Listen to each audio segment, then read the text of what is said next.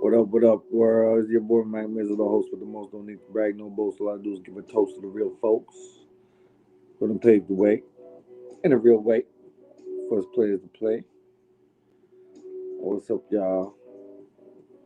How y'all get down with it?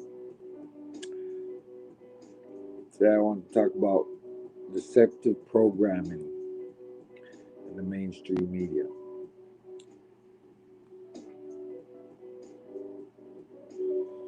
I mean, it's crazy because all these media outlets all have one thing in common.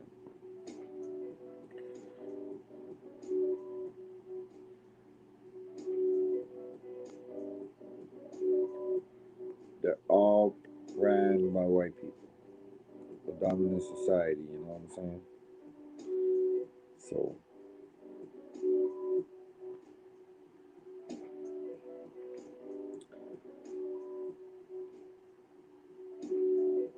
ultimately it's white supremacy that runs the whole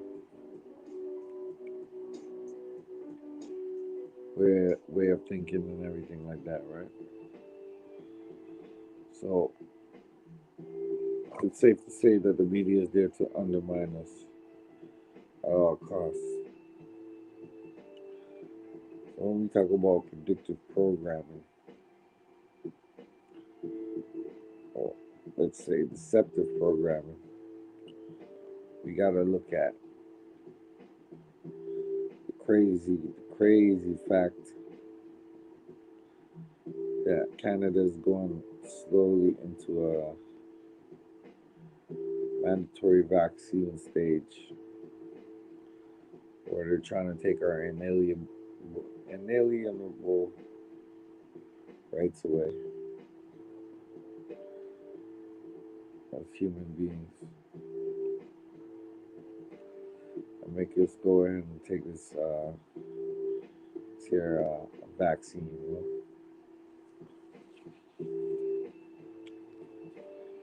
So it seems like the inevitable, but my whole thing is this: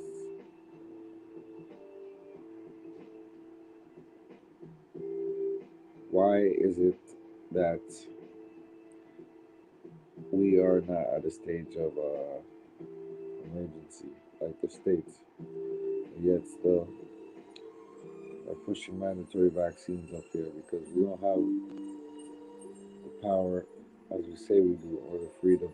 The parliament is more of a dictatorship, extended arm of the monarchy, which is really an oligarchy if you really look at it. So you got like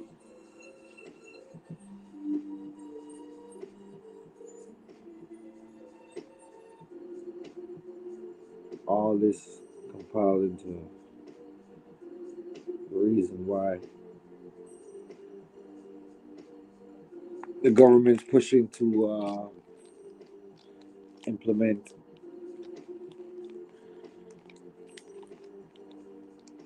taxes. You know what I'm saying? Not taxes. My bad. Implement this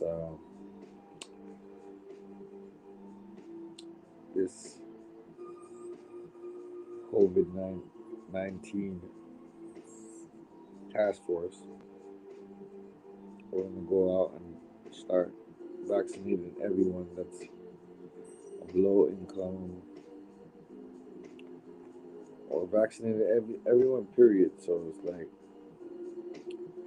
that's what they're pushing towards.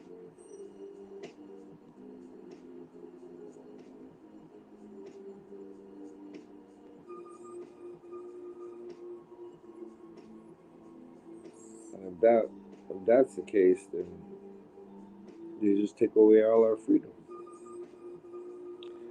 Because more than 99.5% recovery rate on something that's a pandemic It's supposed to be a pandemic.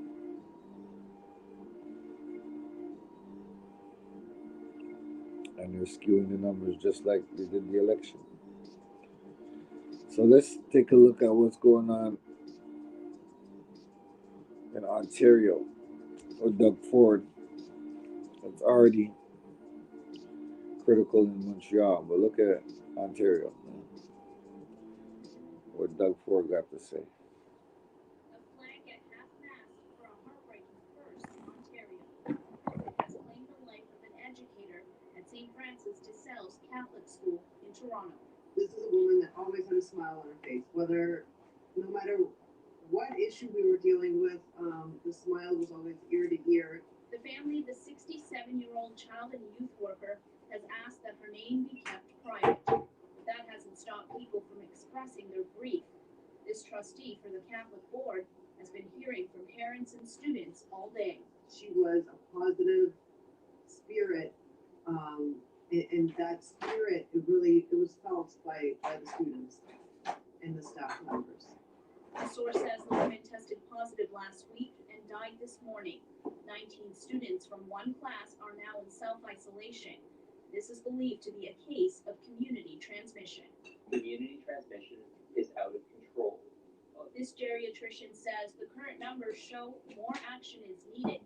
Ontario reported more than 1,400 new cases today, 32 deaths, the highest in a single day in the second wave. COVID is circulating, and that currently the actions that we're taking are not working well enough. Guys, get it together, because we're at a critical stage. Today, Ontario's premier was clearly frustrated with the situation. Right now, we're staring down the barrel of another lockdown. We have to start listening. No more parties, no more nothing. Or this is going to be at 6,000 cases a day. He called out Toronto, Peel Region, and York Region specifically, saying he's looking at new measures for those areas that could be announced on Friday. No word yet on when it could be. Not to get rid of Celeste, CBC News, Toronto.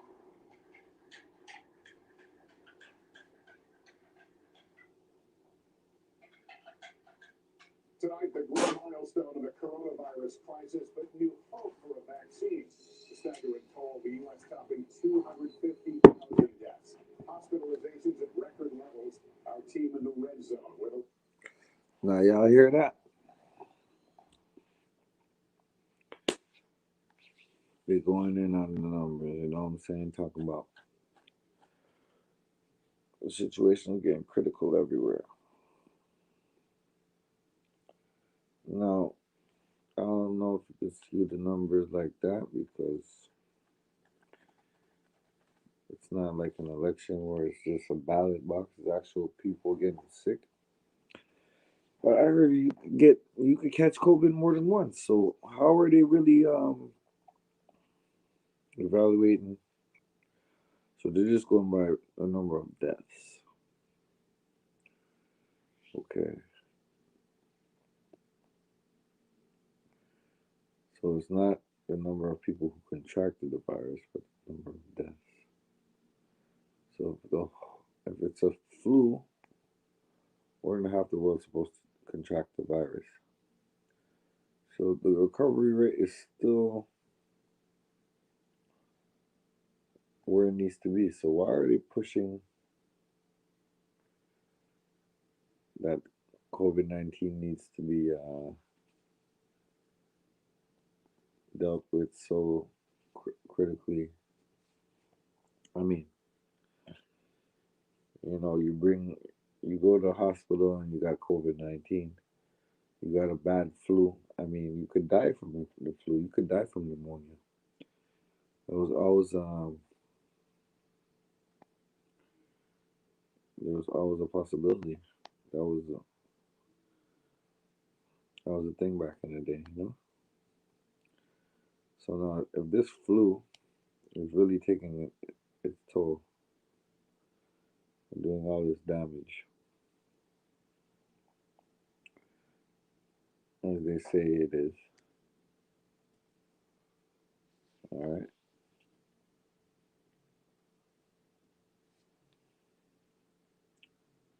If it's really doing all this damage as they say it is, why aren't more how much people are getting sick, actually sick,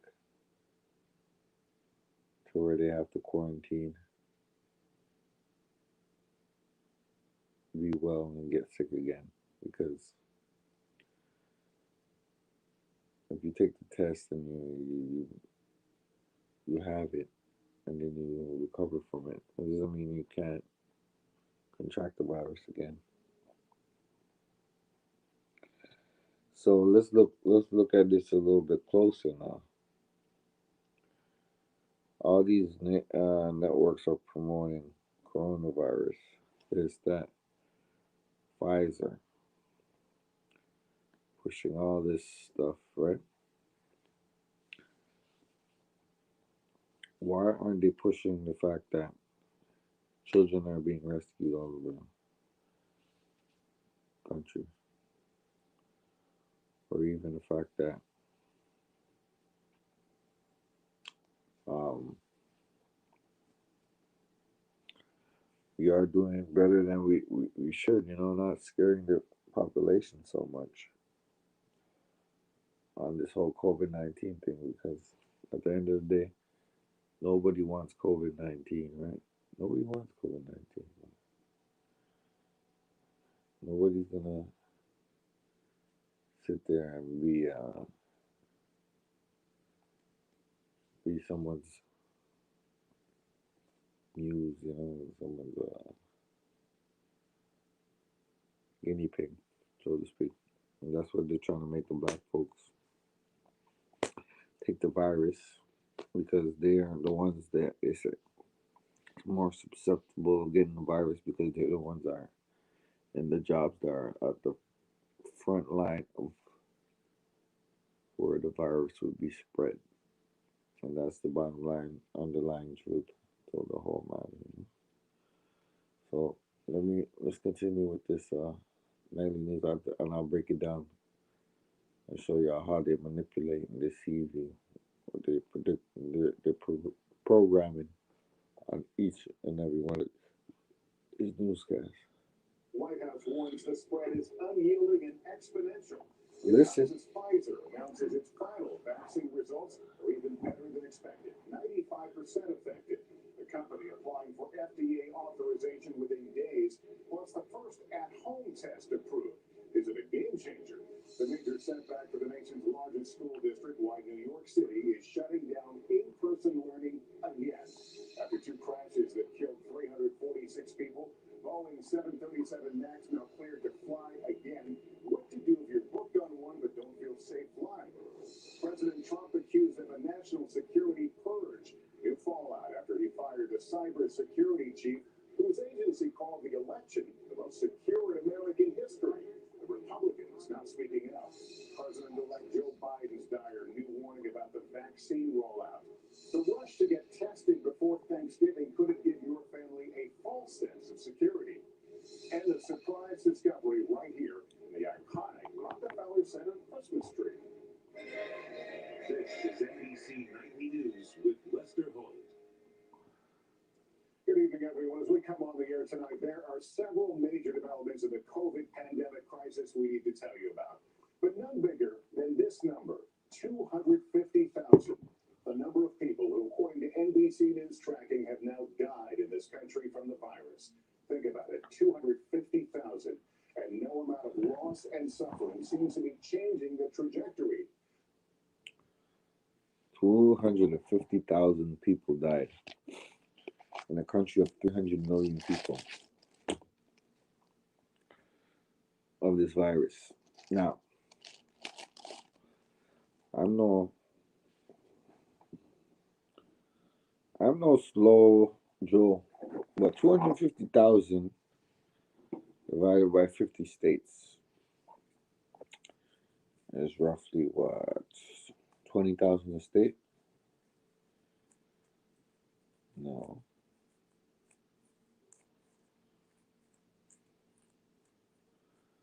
Divided by 50 states. That's about like 5,000 a state, right?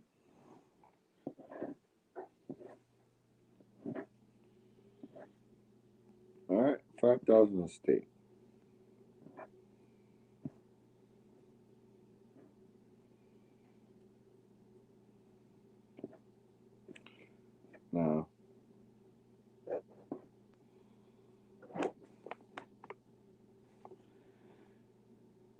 You got 5,000 a state that died in a year.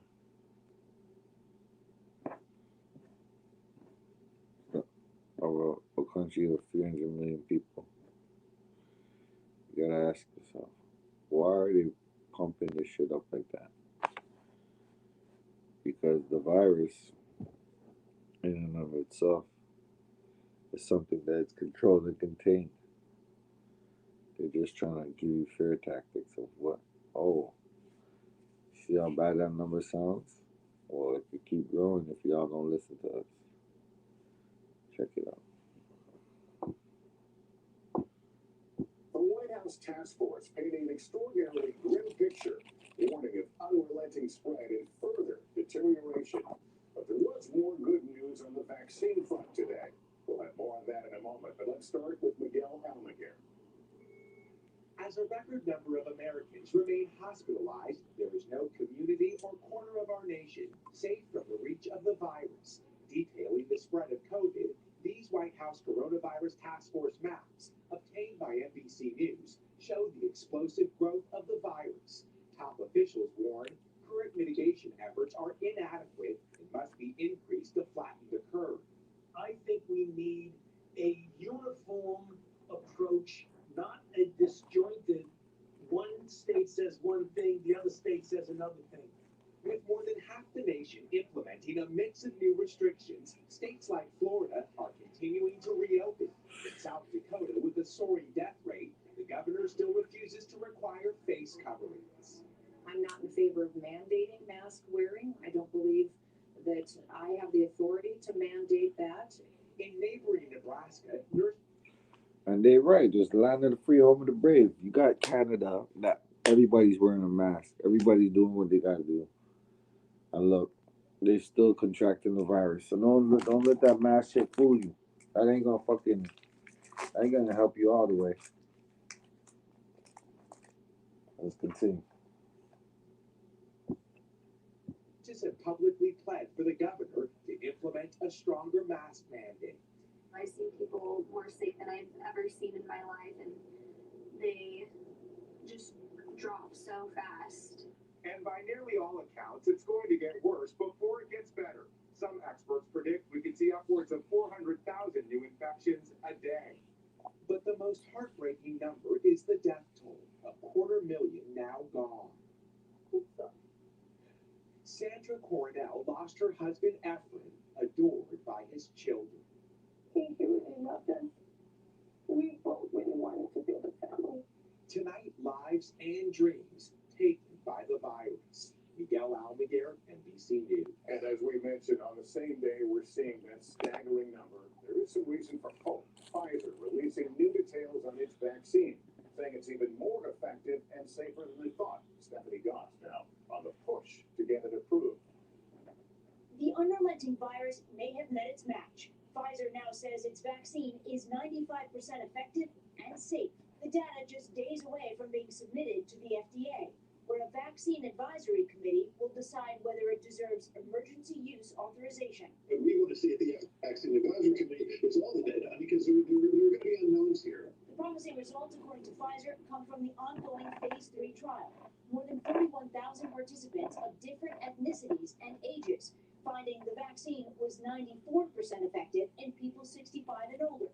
There are also no serious safety concerns so far, although participants will be monitored for 2 years.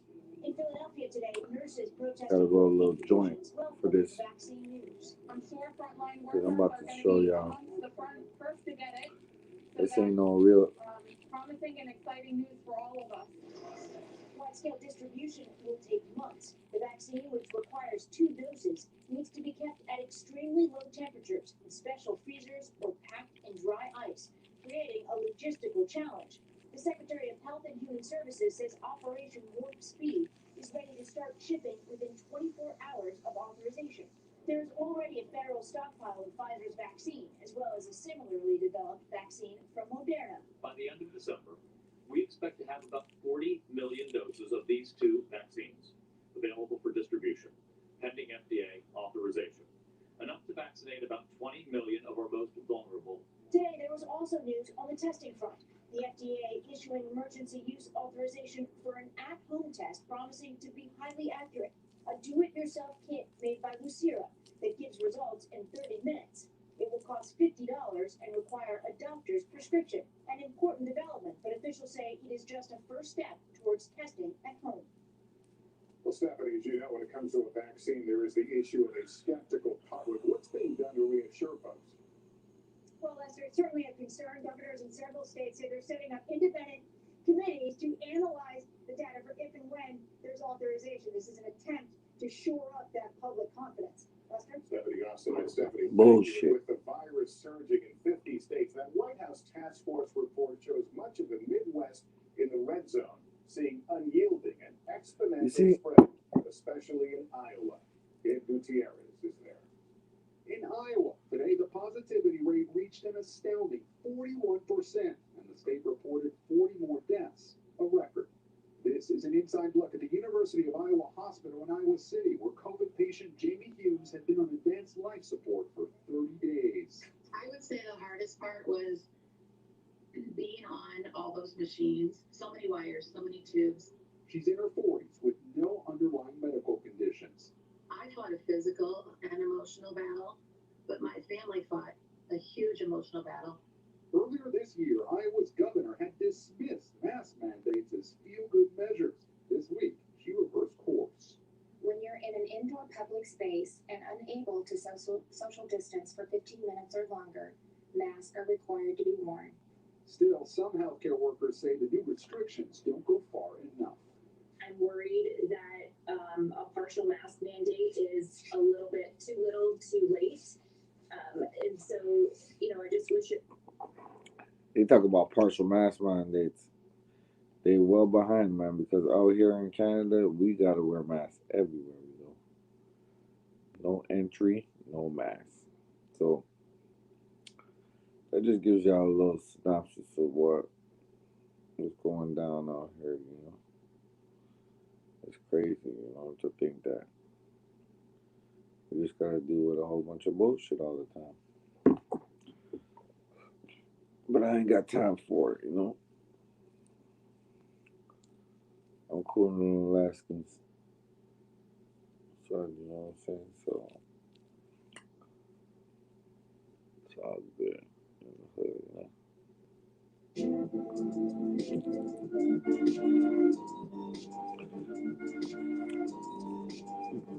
What I really want to figure out is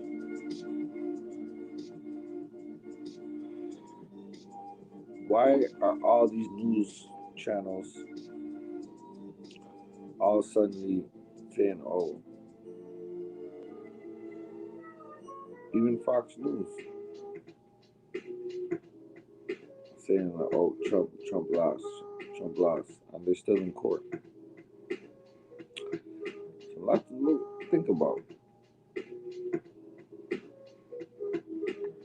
Because at the end of the day, they're all ran by 3 big companies. You know what I'm saying? And these companies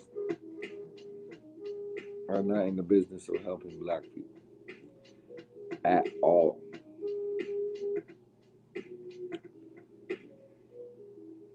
So when we talk about culture,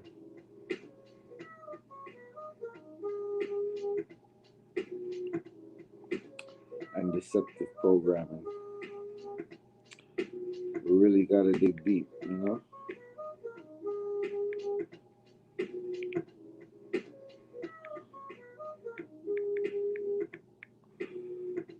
Like, who is behind all this,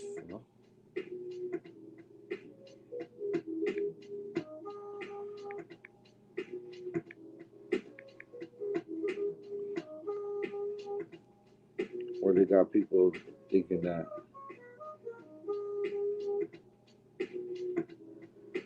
easy to manipulate the masses,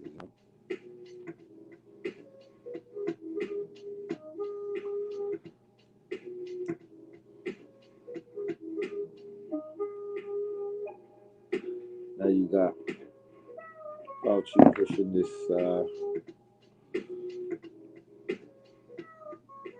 this vaccine from Pfizer. And once it's mandatory, that means you won't be able to participate in society without it. Further widening the wealth gap, you know?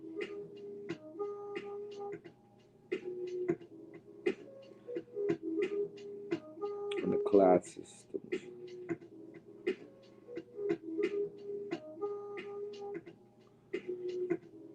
Because if you got a little bit more money, like Ice Cube said, you get a little bit more respect.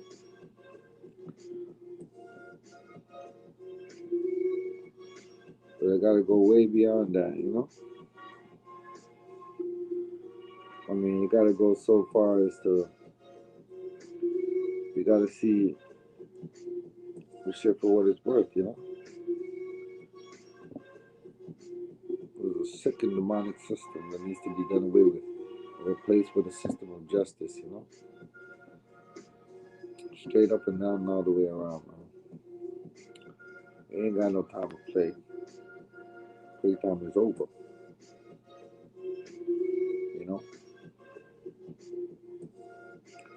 I mean, it was cool to be cool, but it ain't cool to be a fool, you know what I'm saying?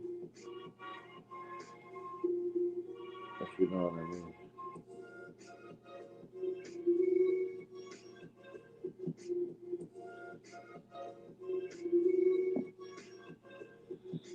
I mean,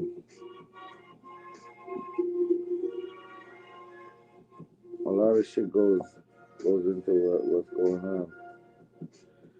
And there's a lot of race politics, you know?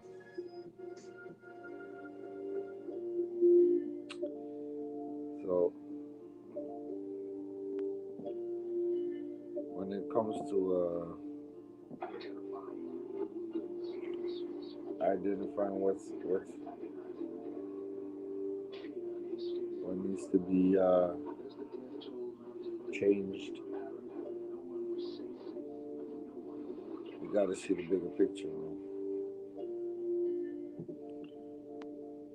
You can't be out here doing the same old bullshit. I don't give a fuck how much money we get. Because that same money that we get is pennies on the dollar compared to what they It's complete balanced nutrition for they people have with for us. diabetes. Usana, it's one more choice made easy.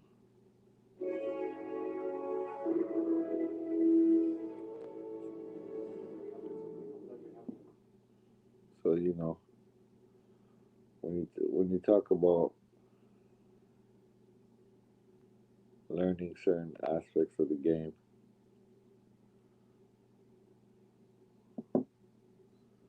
you always have to see both sides of the equation.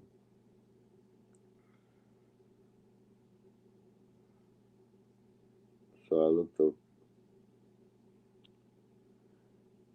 this interview on Larry Elder. I know he's part of I think he's a Trump supporter or whatnot. He's black, but that's besides the fact. I want to know what his mindset is concerning this whole vaccine thing. What he thinks about bringing race into politics, because politics and race go hand in hand. But sometimes the Democrats, they do con you to bait you in, you know? And that is something that shouldn't be taken lightly. Let's take a look. Crossroads. My pleasure that you have me back. Like I said, you did too badly last time. $90 already. Yeah, so there's a big discussion in this country right now, again, around race politics. If you look at Joe Biden's policies, he wants to do reparations, wants to bring back critical race theory. I want to talk to you about your thoughts on these issues. Maybe we could start with the idea of this critical race theory. Well, I'm not quite sure what it even means. It seems to mean that black people feel that America is a institutionally racist country, and that white people are racist even when they don't realize they're racist, and that a phenomenon that one might look at and think one way is really an example of racism if you look at the world another way. see critical race theory is that black people are victims in this country. We're victims. We have been victims, and we still are victims. And white people, you need to recognize how you victimize black people. That seems to me to be what critical race theory is. That's my perception of it. Regarding reparations, if Joe Biden were here, I don't think he would say I'm in favor of reparations. His vice president said she's in favor of commission and study reparations. And because the squad and the left-wing part of the party feels that they are the ones that put Joe Biden in office, that they put pressure on him to do something about reparations. So, but I don't think Joe Biden ever came out and said he's in favor of it. Straight up. Correct that man. Right. I was just about to say that. You really get push a lot of these narratives through his office. What do you think the impact was of Obama really kind of bringing up the discussion on race again? We could talk for hours about Obama's impact on race relations in America, and it's been negative. You know, when Obama first ran, before he ran, he gave a speech in Boston 2004, which was introducing John Kerry, the nominee. I happened to have been in the arena when he was there, and he lit the place on fire.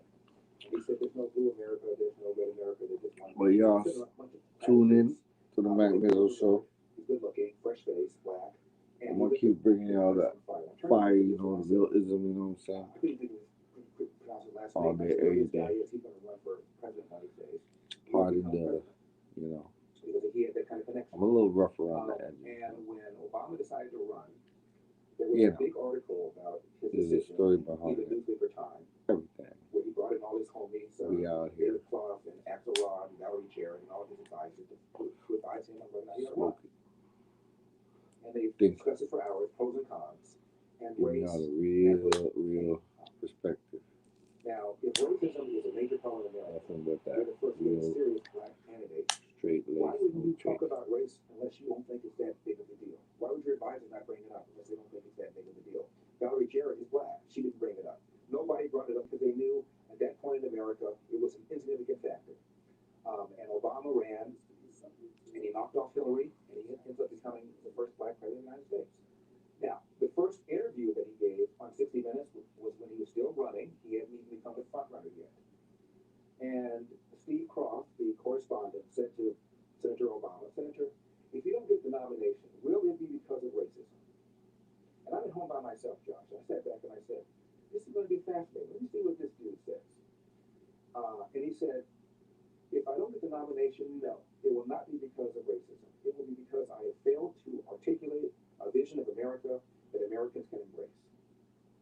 And I went, wow, what an interesting, non-Democrat answer from a black guy. I said, I never vote for a Democrat. They tax, they spend, they regulate, they make things worse. But at least this guy will improve race relations, given that attitude. And most Americans, I'm sure, felt the same way I felt, because when he got elected with 52% of the vote.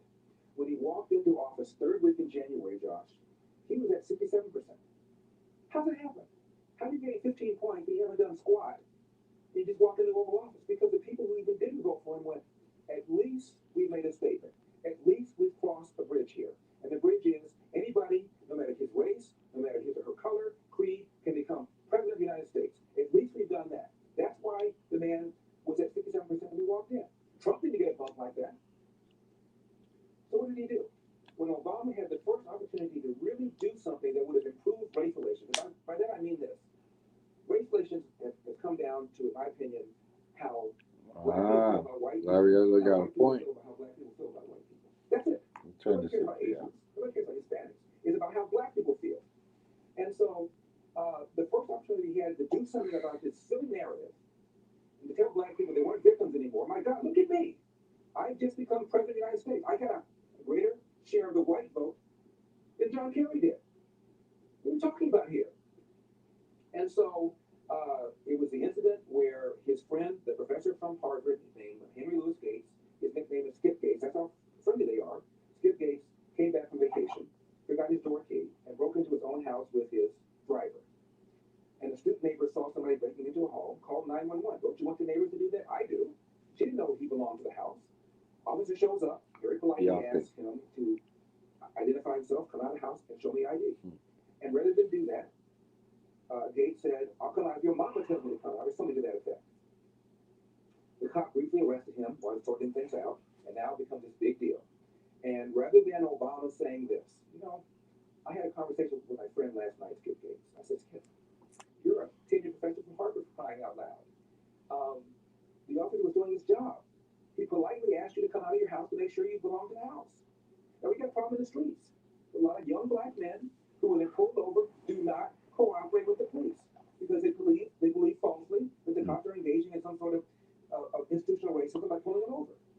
And I told my friend Skip, we have an obligation as role models to publicly let people know that the best way of dealing with the police is to comply. You will not die. Get a badge number if you feel that you're being mistreated and deal with it later on. And Skip didn't do that. And furthermore, the officer was just doing his job. So I told my friend Skip Gates this last night, and Skip Gates told me that he was right and he should apologize to the officers, and so he did that yesterday. That's what Obama should have done. What did he do? The Cambridge police acted stupid. So I did my job, and I acted stupidly, and he implied because of race, and it ticked off officers all around the country. And that was just the beginning. And then there was, if I had a son, he looked like Trayvon, referring to Trayvon Martin. And then he gave a speech before the United Nations and mentioned Ferguson. Even though Ferguson was a complete lie, Michael Brown, the man who was shot and killed by the officer, did not have his hands up, did not say don't shoot, they did an investigation. The officer acted properly and lawfully and acted in self-defense. Yet Obama gave a speech before the United Nations while this thing was still under investigation, and he said, you know, to the world, we're not perfect. We have our own problems in a place called Ferguson. Really? And Obama had Al Sharpton, in my opinion, the well, that, but over to the White House over 70 times. You never know. And he embraced the Black Lives Matter movement. He brought in the Black Lives Matter people to meet with Loretta Lynch's AG. So Obama made things worse. And if you look at a graph of race relations, it went down gradually during Obama's term to the point where in the second term, it was substantially down. And people claim that race relations soured under Donald Trump. No, they soured under Barack Obama. The high point was under George W. Bush, both for whites and blacks. If you ask, do you think race relations are good or are pretty good in America? It was 75% of whites saying yes, and about 71% of blacks saying yes. That number now, by the time Obama left, was in the 40s. And Obama is the one that created all this tension. He's the one who blasted away police officers. And a lot of officers felt that Obama encouraged people to shoot them and kill them. And there were 3 major incidents in Obama's latter half of his second term where officers were killed. All of them were killed by black men who were motivated by this lie that the police were engaging in systemic racism. There were 2 officers killed in New York by a black man who posted on social media his anger at the police because of this narrative. There were 5 officers killed in Dallas by a black man who also posted on social media or told people the same thing. And there are 3 officers killed in Baton Rouge by a black man. Now he's saying that officers aren't doing systemic racism. That's some bullshit too. Why shouldn't they? If you are engaging in what they call proactive policing, looking for You also already know that. you're putting yourself at risk more often. Why should you do that? You're going to be perceived as being racist. So officers pull back. Bad guys know it. Crime goes up. The other thing that happens is the young black man who's pulled over is going to have a heightened sense of anxiety because he's been taught by Barack Obama, taught by Al Sharpton, that these guys engage in systemic racism. So why should I cooperate against somebody who's going to do harm to me? So you're creating tension on both sides of the transaction completely unnecessarily because the facts do not support this notion that the police are engaging in systemic racism. And whenever I have a conversation with people, including recently Harvey Levin of TMZ, he mentioned Donald Trump being clueless because Donald Trump is denying that there's systemic racism on the part of the police. I said, there isn't. And he went nuts. And I said, what's your evidence? What's your proof? And he said, well, this happened, this happened. I said, no one's saying there aren't incidents. But out of 50 million interactions with the police and civilians every single year, 50 million, there are 11 million arrests. Out of that, there are 60,000 officers who are assaulted. 60 officers killed. 2.5 times as many officers are killed as unarmed blacks are killed, by the way. So out of all of this, 50 million, 11 million, 60,000 killed, 60,000 officers assaulted, 60 officers killed, 1,000 Americans are killed by the police every year. Out of that 1,000, almost all of them had weapons or were resisting violently. When you get down to unarmed black men killed by a white cop, you're talking about less than 5% of that total. And unarmed does not mean not dangerous. As I just now mentioned, Michael Brown was dangerous even though he was unarmed. And out of all the black killed every year. Out of all the homicides in the country, about 15,000 other non-suicide killings. Half of them are black victims, 7,000. And out of those 7,000, almost all of them are killed by other blacks. If you look at the number of blacks who are killed by police, you're talking about maybe 1/3 of 1%. And there are more unarmed whites killed every year than unarmed blacks. But the media couldn't care less about that because it does not drive this narrative that the police are out to get black people. So the police, the media are driving this narrative. They made things worse. Democrats every 4 years tell blacks they're victims because they want the vote. They want that social justice warrior vote because they convinced black people that racism remains a major problem in America. They convinced black people that we Democrats will do something about it, and those Republicans over there, not only would they not do something about it, but they're part of the problem. So that's what they successfully convinced black people. And so somebody like Obama, who knows it's a lie, how do you have the courage, the cashews, to run as a black man if in fact you believe that you are institutionally held back as a candidate? It's impossible. He didn't think like that. He couldn't have. He knows it's not true. He didn't tell his daughters this, but he tells black people this because he wants black people to be angry, because the more angry they are, the more likely they're going to pull that lever for the Democratic Party. So the whole thing is a con, and it's made the country worse, and Obama should be ashamed of himself, and the media should be ashamed of themselves for promoting this narrative for which there's no factual basis. Now, if we look But at the he can't numbers, say there's no based systemic on where racism. really race relations have degraded. Maybe I'm not on the part of the police, because the police in itself has to be breaking down the number of police deaths versus police shootings versus unarmed black righteous versus ones who entity. were, not trying to fight back in some Or way. the race soldiers Really are a does part seem of that the there are a lot agenda. of holes in this narrative. The narrative being put so that's strongly the in front of every bullshit. American, really the media's not really showing. So that's what I'm talking about You mentioned that some of this does seem program. to be for political reasons, that they want to play this. Sprinkle a little bit of truth with a little bit of Do you feel bullshit. that's the real motivation for it, or do you feel that there's another agenda behind it? What would you say? I think that for people in the streets, ones who, for example, were protesting after George Floyd died and after Jacob Blake was shot in the back, I think for the people in the streets, they're sincere. They sincerely believe that there is a problem with the police. They're wrong. They haven't read the studies that I've read, but they sincerely believe it. But do I believe that Hillary Clinton believes it? Do I believe that Barack Obama believes it? Do I believe that Joe Biden believes it? No. I believe they're doing it for the reasons that I mentioned. They know that as long as black people feel that there is a problem with the police and feel that the Democrats are going to do something about it, Republicans are not doing anything about it, they're probably encouraging it, they're going to get that vote. But I think the reason people are in the streets, the reason people buy this narrative, Josh, is because for all their lives they've been bombarded by this notion, whether it's Hollywood, whether it's media, whether it's academia, that you as a black person are a victim, I as a white person victimize you, and I as a white person should feel guilty about that, and I as a white person should make amends for it. So this is the mentality that's drilled into these kids from the time that they were in grade school. And if they went to college, they've had another 4-year indoctrination of this. So the country has been conditioned to believe that racism remains a major problem in America, and the police and the media reinforces this narrative every time something racial happens. Now, the country just saw a pretty big protest around Black Lives Matter. One thing I saw that was interesting, a lot of people arrested looked like they're white liberals. Yeah. and I think it's a terrible thing in some regards, because a lot of people saw on TV burning down buildings, violence, and so on. And, it's unfortunate a lot of people do interpret that as, oh, Black America is burning down these places. Really, a lot of the violence and arson seems to have been done by these more Antifa types. What do you think the impact is of this imagery? Do you feel that Black Lives Matter had an important role in terms of bringing attention to this? Do you think it was positive, negative? What are your thoughts? I think Black Lives Matter is a corrosive movement that's doing great deal of damage in the country because it's built on a narrative that's a lie. And the lie is that the police are out to kill black people just because they're black. The studies don't show that whatsoever. If anything, the studies show the police are more hesitant, more reluctant to pull a trigger on a black suspect than on a white suspect. There's a black Harvard economist named Roland Fryer. He is so brilliant, he became the youngest tenured professor in history at Harvard. And Harvard is the oldest college in the country. And he's black. And he assumed that the police were in fact engaging in systemic racism against blacks, using disproportionate deadly force against black people. And he was surprised that nobody had ever done a study on it. So he thought he would do one. And much to his surprise, he said it was the most shocking findings of my career. The police not only were not engaging in this kind of systemic racism against black people, but they were more hesitant, more reluctant to pull the trigger on a black suspect than on a white suspect. And And the same results have been shown in a series of studies done by professors at Washington State, where they do these simulator machines. They find out that people are more hesitant, more reluctant to pull the trigger on a black suspect than on a white suspect. And it's not like the government has not been uninterested in this issue.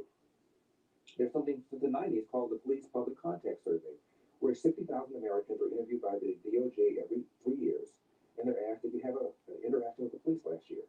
The answer is yes. Series of questions. How were you treated? What was said to you? Were you mistreated? And so forth. They cannot find any pattern. And they do this every 3 years. And as I mentioned, not a small sample, 60,000 Americans. It's not there. And during the Obama administration, the National Institute of Justice, which is the research arm of the DOJ, put out a study on race and traffic stops. And it is true that black motorists were disproportionately stopped compared to white motorists. It's also true that black motorists were more likely to offend and break the law than white motorists. And the conclusion was the reason for the disproportionate stops was because of legitimate factors in the quote. So the whole thing is a lie, and it's doing a great deal of damage to the country. It's good for the media because it drives ratings, and they feel like they're social justice warriors, and they've fought the good fight.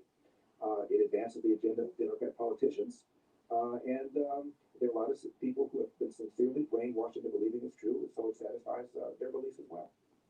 If you were to leave one message for Americans in terms of what we need on race relations, what the black community needs, what would you tell them?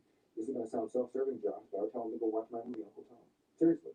I did the movie, it came out in June, and it's a series of interviews of black conservatives about their journeys, about how hard they've worked, about how America's overcome, and about how if you work hard and do the kinds of things I just now mentioned, you would just fine in America.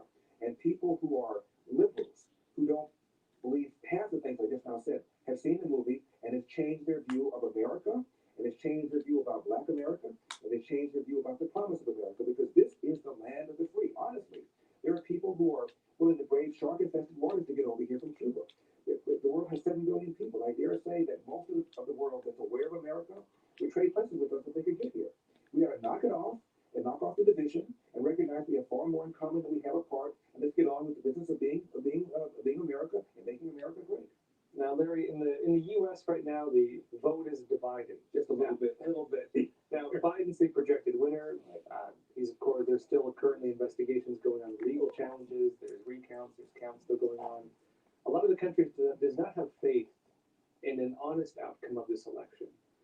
Given this current circumstance, culturally, what do you feel the impact of this is?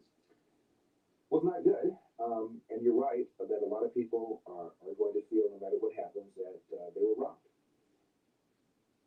Lucerna, it's complete balanced nutrition for people with diabetes. Lucerna, it's one more choice made easy. And again, I believe that the fault for this lies at the media. And the media has attacked Donald Trump to a degree I've never seen before. They covered this Trump collusion thing like it was the most important story in the world, and they were ignoring the problems with the story. They gave Hillary a pass for the basement servers I mentioned earlier. And so there's a great deal of distrust in this country about once you call somebody a fascist and a Nazi, and they've done Donald Trump for 4 years, you can pretty much justify almost anything. I recall studying in philosophy, my teacher saying, hypothetically, OBGYN delivers Adolf Hitler. But OBGYN knows what Adolf Hitler's going to do when he becomes the Fuhrer. What would the OBGYN do? And most people said they'd kill him and go to prison and suffer the consequences. So if you call somebody a fascist and you believe Donald Trump is a racist, you can justify anything, including stealing votes. So, damn right, I'm skeptical about this election. I do not believe, though, that Democrats are clever enough and that our system is hackable enough with 50 different kinds of elections, essentially, that something like this could be pulled off on a massive level. But do I believe irregularities, if not fraud, took place? Absolutely. Do I believe enough took place to overcome the margin that Joe Biden has in Pennsylvania and in Michigan and in Wisconsin and in Arizona? I don't think so. So I think that when this thing is all said and done, Joe Biden will become the president of the United States, but we will learn a whole lot about election fraud and about how the Democrats wanted mail-in ballots, used the coronavirus as an excuse for all of this to delay counting dates, to extend counting dates. They have drop-in boxes and all these kinds of things that they wanted to make it easier and easier for people to vote, because it's my opinion that if you haven't voted and you have to be coerced into voting, you're probably a Democrat. And so that's what they tried to do, and they were successful in doing that. more on this. You painted a picture with race He ain't narratives. lying, though. When Trump's been framed. A picture of the media. He ain't lying. Yo, They don't seem to be I'm gonna painting keep an it a accurate buck with picture of y'all. reality. It's something I talked about All on that my shit show as about the well. police. What do you think the There's motive? race soldiers, so So what do you usually do the in police are not supposed to be There's a engaging in no longtime foul former head play. of CBS News named Van Gordon So Sumter, that's a little deceptive. But and he wrote a piece that was everything published else in he the Wall said, Street Journal not long ago. on point. And he was fed up with the media. And again, he was the news director of CBS for years. And he said the gloves are off. They're not even pretending to be nonpartisan anymore. They become a partisan pack of wolf dogs going after Donald Trump. And he included his old network CBS. And he suggested that the only way out of this is for us to have truth in advertising. For CBS, for CNN, for MSNBC to be honest about their bias. And that way we as a viewer, we as a reader can determine whether or not we think that the piece that they've done is credible. That's the only way out. He said the idea that we have an objective journalism is dead. Now, this is, again, a guy that's very respected and was a news director of the Tiffany Network, the Tiffany News Network for years. This is where we are right now. I think that young people who are going to journalism have convinced that the rich get richer, the poor get poorer, that the poor are exploited by the rich, that socialism is a better model than capitalism.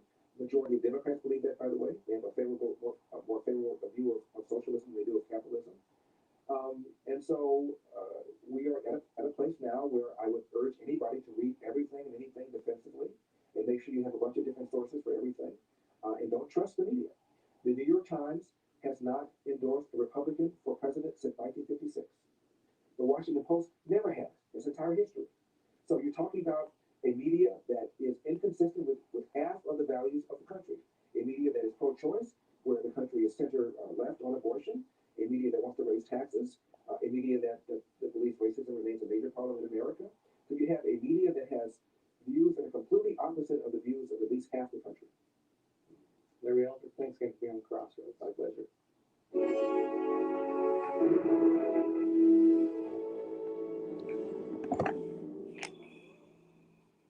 Like, from a logical standpoint, he's making sense. But a lot of it is rhetoric. All right, welcome back, everyone. So, what do we got here? So we really gotta ask ourselves how far this should go, you know? My pleasure that we have you back. I guess I didn't do too badly last time. No, he's always great. Yeah, so there's a big discussion in this country right now, again, around race politics.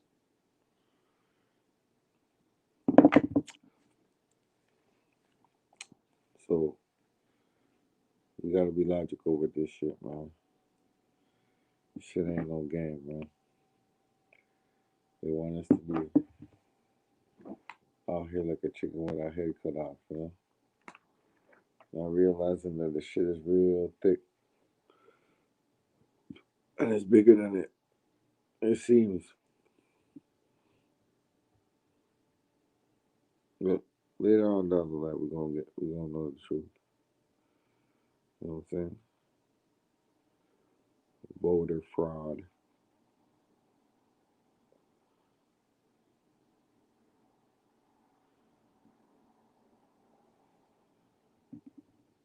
And even though they got Trump out, we're gonna see what Biden's gonna come through with. And if the police killings are gonna stop, black folks are gonna get where they need to go. And we just need to ask the right questions, you know? Be on point with it. You know what I'm saying? Because it's deception all over the place, man. You know? Once you have an agenda and you've been doing something so long a certain way and you're getting residuals in the system of white supremacy, system that perpetuates the evil that's being done out here, you know? It makes you want to think like, damn, this shit ain't no joke. So we just gotta give ourselves the right understanding. Like he said, have different sources, think objectively, not subjectively. You know what I'm saying? 'Cause this shit is crazy, man. They got us thinking that it's all cool just to be caught up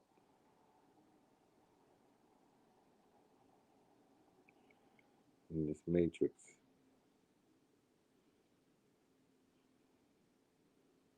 You know? This ain't the type of life we should be living. As sane products of our environment, you know? As proper individuals, we gotta do the shit the right way. You know? But as the old saying goes, man, time will tell. Where there's a will, there's a way. So we will prevail. You know? Other than that, I'm just out here thinking like, what's the next move? Now that they got the presidency, what's their next move? How does that affect us over here, across the board? Because now, y'all heard Dr. Batar. They're implementing a lot of things because of this COVID. So let's see how far they go with it, you know? Shit is real in the field, though. We got Tommy be playing out here. For real.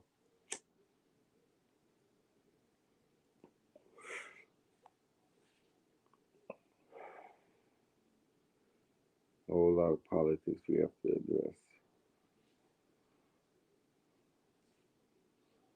Because most of the shit that's being done to us, can't even see it.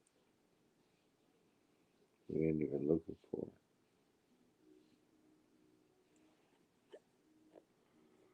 And now that we circling our wagons, seeing the bigger picture,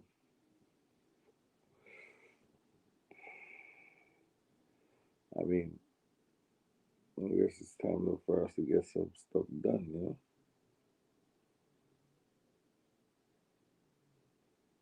You know what I'm saying? Time to put the plan in motion.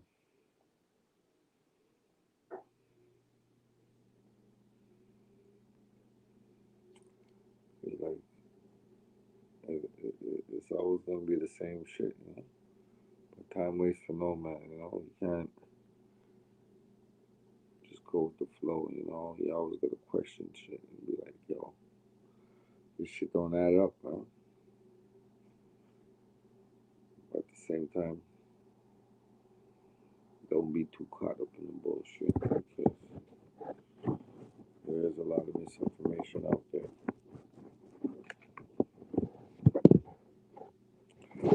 So, you know, choose your sources wisely. Just know what you're dealing with when you're dealing with it, you know? Because, boy, shit is real in the field, let me tell you. So it's always going to be love. Shout out to all the real folks out there. The boy Mac Mizzle. I'm going to holler out next broadcast. So get off of that deceptive programming, you know what I'm saying? All these channels, these alphabet channels, they're against you. Boy Mac Mizzle. I'm out.